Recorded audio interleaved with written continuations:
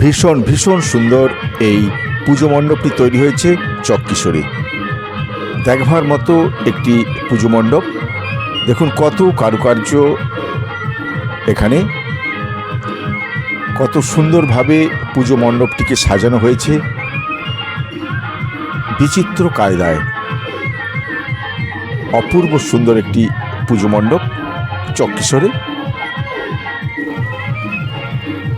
বাহিরে ভিতরে সব দিকেই একেবারে সুন্দর একটি দৃশ্য, দেখবার মতো পুজো মণ্ডপ।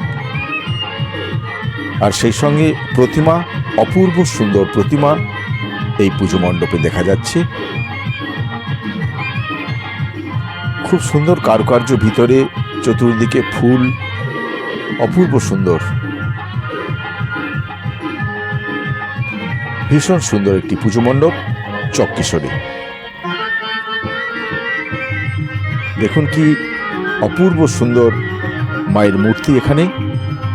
ভীষণ সুন্দর একটি দৃশ্য চক্কিশোরে।